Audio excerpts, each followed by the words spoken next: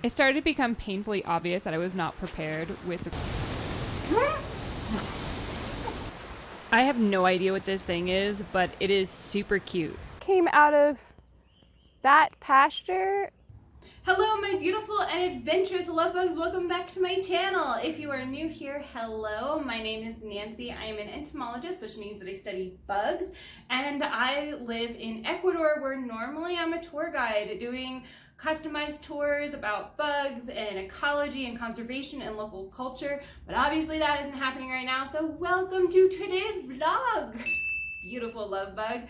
So I had a video all prepared and planned, and then I just like, my brain was not in the correct stratosphere or anything to do any kind of recording apparently. So I remembered that I had all this vlog footage from when I was trapped in Portete, which is a small town on the coast, during quarantine. So I took all that footage together and I made this little vlog. This is a little adventure going to Playa Escondida, and as you will tell, I was wildly unprepared.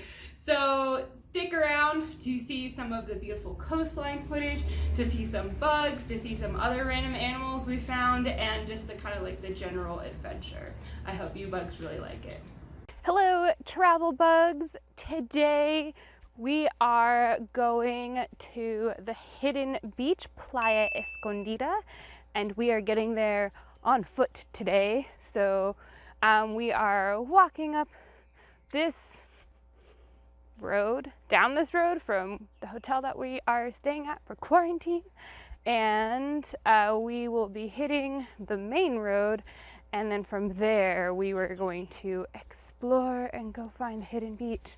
So the last one of these I did, we explored the rainforest. If you see me look over to the side, it's because like this road is crap. This road has much puddle and much thing to slip on, so as we will soon find out, I'm not good at walking and talking at the same time. So if I don't look at where I'm going, I'll probably fall over. Anyway, so we are going to Playa Escondida. We are going to walk up this road and then up the main road a little bit and then cross through a kind of dry foresty area and then into the hidden beach. So where we're going, Playa Escondida, it was one of the ways that the locals would get from this town behind me called Portete to Mompiche, which is another town in front of us, basically. And before this road was here, because this road was actually only put in 2007-ish and wasn't even completed until 2011-ish, so not that long ago, the locals would actually use Playa Escondida and the cave system to get from one town to the other. Side of the road is this big caterpillar. Thanks, wind. I appreciate that. I don't know what this caterpillar is, as larvae are really hard to ID, but here he is hanging out on the side of the road nonetheless. So cute. So this area is actually really beautiful. Unfortunately, this would have all been jungle at some point in its life, but obviously with human expansion and people need stuff, it is not all jungle anymore. So look at these wasps. So I'm gonna be quiet because they can actually hear your voice. And if you're too loud, they'll get upset. But they're just absolutely beautiful. So the ones that are on the outside are guarding. And they're just so pretty with those little white tipped wings. This is about the time where I'm like, maybe I should have gotten a camera stabilizer. Maybe. Recommended are closed-toed shoes, unlike Boris, who is walking there with no shoes, and unlike me, who is walking in sandals. So it's at this point that it starts to open up and we look straight out onto the beach.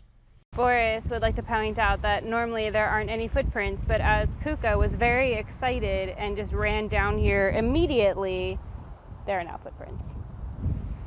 All of this through here is all volcanic rock, and so that's how you get these really intricate rock formations, and you can see like the different volcanic eruptions that happened.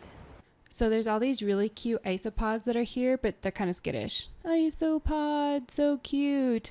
They kind of look like bugs or insects, but they actually aren't. They're terrestrial crustaceans and breathe through a pair of gills. But they're so cute. Look at it. Adorbs.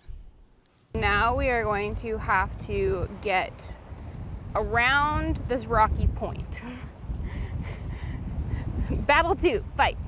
And the formation of these rocks is just super interesting, and if I knew more about geology, I would tell you more about it, but super cool.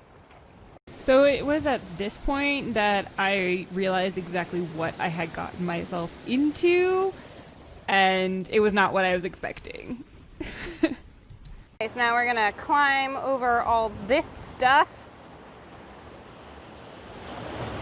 And this is where we came from. So this is why you have to come at low tide, because pretty soon the water is just gonna come up through here and you won't be able to pass.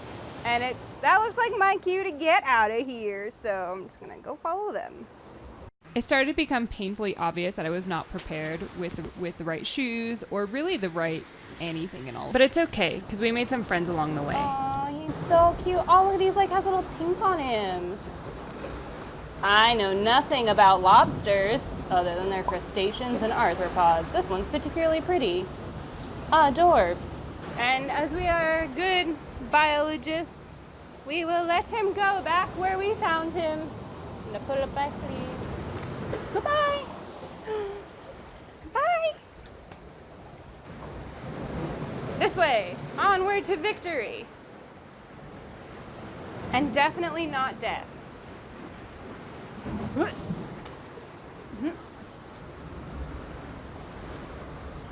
This is that time where I'm like, hey, I should have invested in a wireless microphone and didn't.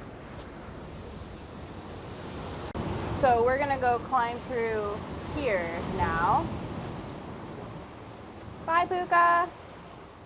This cave also completely fills up with water at high tide.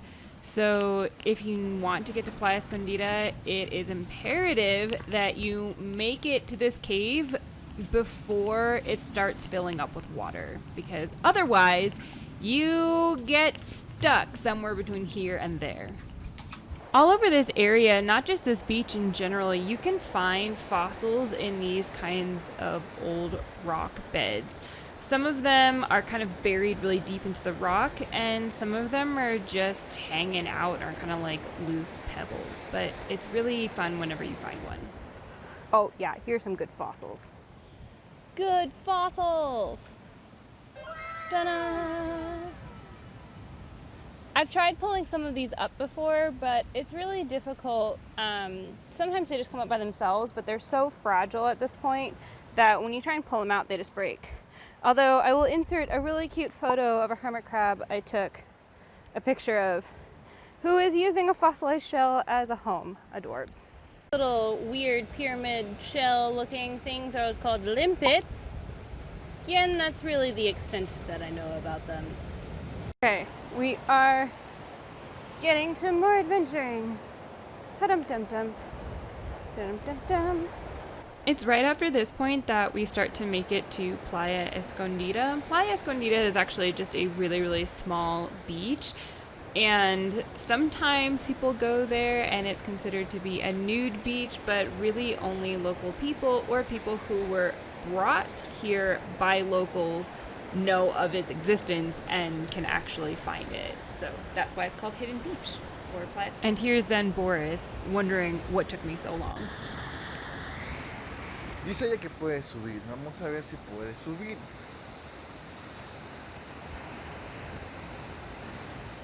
Yo acabo de bajar, de subir y bajar. What you can't see is me basically being like, see, I told you I could. Me being up there totally stressed Puka out. ¡Wow! I didn't even know Puka could do that, so we were super shocked. ¡Cimarrón Puka! Según es un perro aniñado que nunca podría hacer eso ni nadar. Y ahora ya escala. So as the tide was coming up pretty quickly, it was necessary to again get around these rock walls as quickly as possible. The waves were actually pretty strong, and I just don't have good footing on rocks like this. So yeah. There were also surprises on the rock wall.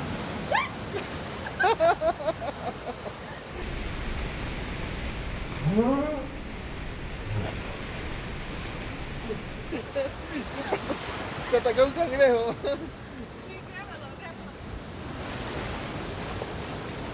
This is what fell on me from up there. That's why it was so scary. They're super pretty. Te ataca un cangrejo.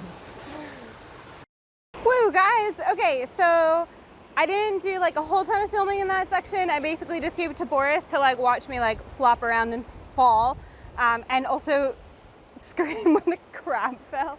It used to be the old way to get from the where we were at the hotel to the town where we're going, Mompiche. So before the road existed, this was how you got there, because the rest of it was jungle. I have no idea what this thing is, but it is super cute, and it moves, but very slowly. On this adventure, it is now raining. Yay! And my phone battery is dying, so I did not record very much of us traversing through the background, but now we have to go through the rocky minefield and then up that hill and then walk into town. We are escaping the rock field and are going to go climb up this hill. BRB. Okay, so we're currently puttering through this grassland. Obviously, very well prepared. I've actually never done this route before. I was not informed by said local, but that's because I find a lot that the locals, like, this sort of thing doesn't really bother them at all. And they don't really care. And they forget to tell us gringos who might have elected, for example, to wear different shoes or wear pants. Okay, we have escaped the grasslands and are now going to be going into this foresty area. That's one of the cool things about this area, is that the eco zones change a lot. So people are like, what can I see there? And I'm like, I don't know. Whatever you want. You pick an ecosystem. We'll make it happen. Everything is possible. Here, I will just talk about this plant for a second. This is a guava tree, and you can tell it would be fruiting, but it's not currently, because the bark just comes off the tree like this. It's actually not sick or anything. It's just out here. A lot of trees have what are called epiphytes, which is when another little plant grows on top of something taller like a tree to use it as a stepladder to get to the light that's up there. And so these guava trees or guava trees have this bark that just comes off, so that way when the epiphyte lands and then it's too heavy, the epiphyte and flexes on the bark and the bark just falls off. Technically, epiphytes are commensalists, which means that they're not really doing anything, they're not really hurting the tree at all, but some of them can get really, really big. I'll insert a picture here, and too many of them actually are too heavy and can break the tree limbs. So it's like a really neat adaptation that the guava trees have to keep the bark and the tree free of epiphytes. Despite it being rainy, I found this little Mechanitas butterfly, and these guys are really cool because they mimic another toxic butterfly called the heliconius butterflies. And it's likely that these guys are also toxic due to the host plants that their larvae or caterpillars eat. And from here, we continued on through the grassland foresty area. Okay, it has stopped raining, which is nice. We came out of that pasture with the horses. That's owned actually by a woman here. She runs the Animal Refuge Center, and she actually lost a lot of land last December, because there was a high tide event and the property that she had got completely flooded and destroyed and washed away. So she was actually donated new land for the horses, and I think she has over like 50 cats and dogs and stuff. And she does a lot of like rescue, and she hosts a lot of traveling veterinarians, so that way they can take care of the animals the best that is possible out here in the jungle. My dog is a prince, and so yeah, I take really good care of him, but that's not really the reality for a lot of animals here. So that was her property that we just came through, and we are friends. I work with her. She has horseback riding on the beach where you can take the horses into the ocean at the end, so that's pretty cool. This behind me is the new animal refuge. There's a palm tree in the way. I'll move slightly this way. Ta-da! And you can actually go camping on her grounds and stuff. That's one of the ways that she earns money for the animals. Now we are going to continue walking right down to the beach. So the Mompiche beach is really nice because it is all sand and very easy to walk over and not rock. Now we are walking along the nice, beautiful sandy beach. And this tree back here is really fun. I will also put a picture of it up there. But it's called the floating tree. And these trees behind me are a different type of mangrove than the common ones that we saw in the mangrove rainforest video that I did slightly before. So the seed pods are different, the leaves are different, the root system, it's all just different, basically. Finally coming up to the town of Mompiche. These are all the fishing boats. They usually go out in the evenings or at night and then come back in the morning. But this is how you get fresh fish. The entire town of Mompiche runs on tourism and on fishing, so it's been hit pretty hard by those big birds over there are black vultures. I think they're cute, but seem to be in the minority. So because Mompiche is mainly a fishing town, most of the fishermen right now are just going out for them and their families, and a little bit to stock the town up, but as the town mainly runs on tourism, none of the restaurants or hotels are open right now. So a lot of people aren't fishing right now either. So that's that. So that is where I will leave you guys. I am quite hungry, so I'm going to stop at my friend's house for some food. She does amazing food and can also cook vegetarian and vegan and gluten-free and all of that. My friend Roni at Secret Garden, and so I'll leave her link below in case you ever want to stop by Mompiche. Or she has really interesting books as well, all about her adventures as a journalist all over the world. So super interesting. Anyway, I'm gonna go get some food. I'm hungry, and I will see you all next week. Peace out, travel bugs. Now that it's been 6 months, I definitely remember being very frustrated. I thought that we were just gonna go to the beach and back. I didn't realize how far of a walk it was going to be. I didn't realize that we would have to walk over all these scraggly rocks and through the forest, and if I had known kind of the extent of we would not be on trails or any of that, I definitely would have prepared a little bit differently. We also would have eaten a bigger breakfast. I was definitely a little bit hangry through all of this, but it was still, in hindsight, actually pretty fun. I don't think I felt that during the middle of it, but now I definitely think it was a lot of fun, and I hope that you love bugs liked seeing a little bit of Ecuador's coastline. So if you want to see another vlog-like video, one where I'm slightly more prepared for it, you can check right up here. And if you want kind of commentary, entomologist reacts videos, you can check down here. And I will see you all next week. Bye.